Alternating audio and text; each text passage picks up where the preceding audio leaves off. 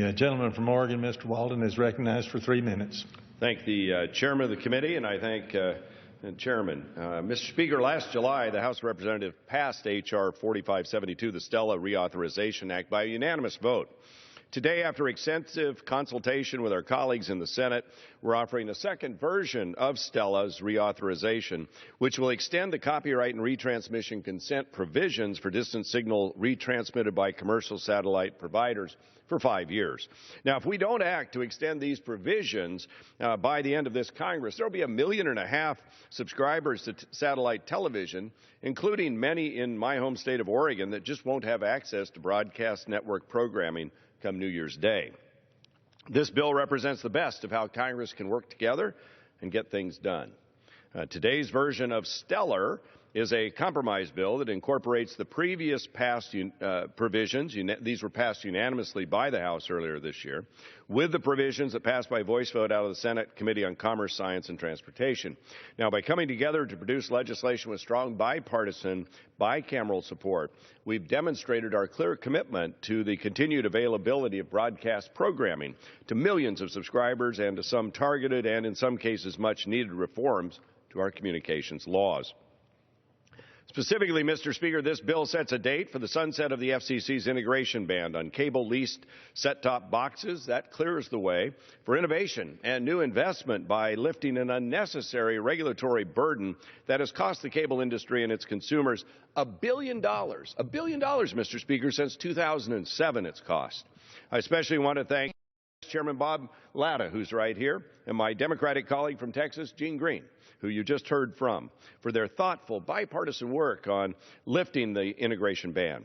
Now, the bill offers a glide path for those companies that currently rely on cable card and urges the consumer electronics manufacturers and MVPDs to work together to find a next-generation solution for a competitive set-top box market.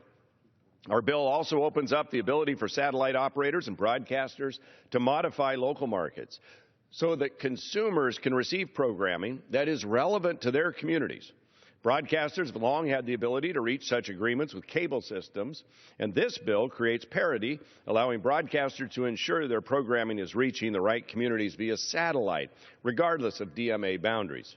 Our bill also provides parity by removing a government restriction on cable's ability to drop broadcast signals during the Nielsen sweeps. Additionally, the bill ensures that consumers will be able to access locally relevant broadcasts from outside their local markets without interference from local broadcasters. We've also sought to stabilize the retransmission consent regime. This bill prohibits broadcast stations in single markets from negotiating jointly with cable and satellite operators. The bill also seeks to allow policymakers to gather more information on retransmission consent by requiring cable operators to report annually on their payments for broadcast programming. This bill also asks the FCC to re-examine the meaning of good faith in retransmission consent negotiations, but importantly, it does not predetermine any outcomes for that rulemaking. The Stellar Reauthorization Act is yet another example of true bipartisanship with support from all sectors of the communications industry.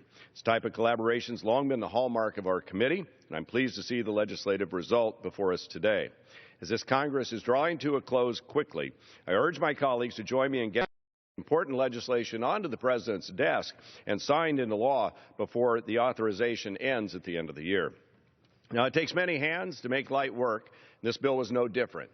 In particular, Mr. Speaker, I'd like to commend the staff from the Commerce Committee's House Commerce staff, David Rettel, Ray Baum, Grace Coe, Sean Chang, Margaret McCarthy, and David Grossman, as well as Senate Commerce staff Ellen Dineski, John Branscombe, Sean Bone, David Quinalty, and Hap Rigby. They spent many hours working to find common ground on this bill, Mr. Speaker, and their effort has paid off for consumers. Thank you again, and I return the balance of my time. The time of the gentleman